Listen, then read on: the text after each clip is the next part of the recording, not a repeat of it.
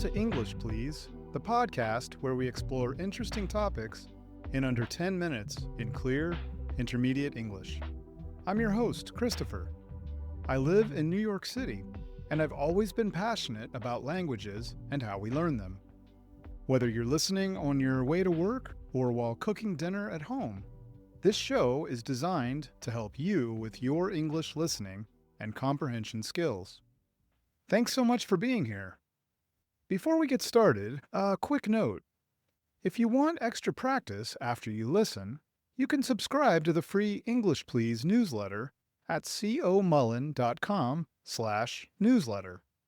Sign up and you'll receive a free sample lesson by email, plus English practice tips and activities with each new episode. Have you ever made plans with an American friend and then waited for a response that never came? Or maybe someone told you, "We should definitely get together soon," and then you never heard from them again. If this has happened to you, you're not alone. And here is something important to understand. It was not meant to be rude. It's a very common pattern in American communication. Americans often avoid saying no directly. In many cultures, a clear no is honest and respectful. It saves time, and it tells the other person exactly where things stand. But in the United States, saying no directly can feel uncomfortable. It can feel too cold. So instead, Americans use softer language. They use phrases that sound positive but actually mean no, or maybe, or I'm not sure. Let me give you some examples. If someone invites you to a party and an American says, "Oh, that sounds fun. I'll try to make it," that's probably a no, or at least a very weak maybe. "I will try" often means "I probably won't, but I don't want to disappoint you right now." Another very common one. "Let's catch up soon."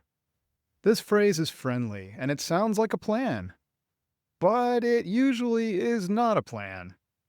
It's more like a warm goodbye. It means I like you and I'm open to seeing you, but I'm not actually scheduling anything with you. And one more. "I'll let you know." This can mean many different things depending on the situation. Sometimes it's genuine, but often, especially when someone says it without following up, it means no. So why do Americans communicate this way? There are a few reasons. First, there is a strong cultural value around being positive and friendly. Americans are often taught from a young age to be encouraging, to avoid conflict, and to keep the mood light. Saying no directly can feel like a rejection. Making the message softer feels kinder. Second, there is something called saving face. This is a concept, or idea, that exists in many cultures, including the United States. Saving face means protecting someone's feelings. If you say no directly, the other person might feel embarrassed or hurt. A softer answer lets both people feel comfortable, even if the message is not completely clear. Knowing all of this is useful for a couple of reasons. The first reason is practical. When you're speaking English with Americans, you can listen for these soft phrases and understand what they really mean. You will feel less confused when a plan quietly disappears. The second reason is social. You don't have to speak this way yourself, but understanding it can help you feel less hurt or surprised when it happens. It's not personal. It's just a different communication style.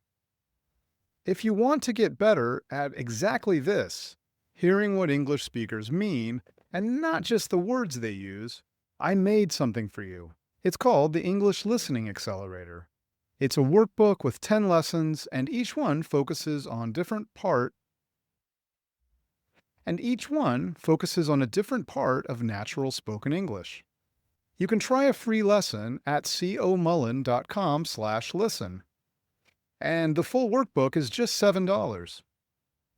Of course, not all Americans communicate this way, and not in every situation. Close friends are often more direct with each other. In a work situation, being clear is more important. But in everyday social situations, the soft no is very common. Here's one last phrase to know. That's not really my thing. This is actually one of the most direct ways Americans say no to something in a polite way. It is gentle, but clear. It's a useful phrase to know, and even a phrase that you can use. And I guarantee you'll hear it in films or television. So the next time someone says, "Let's definitely do that sometime," and nothing happens, you'll know what it means. And you'll know your English is improving because you understood the message underneath the words. If you want help hearing more of those messages, the English Listening Accelerator is waiting for you at comullen.com/listen. Again, I'm Christopher, and I want to invite you to join me in future episodes of English Please to hear about a variety of topics, all focused on helping you with your English. Subscribe now wherever you listen to podcasts, and let's continue this adventure together in clear, understandable English. Sincere thanks, as always, for your support. See you soon.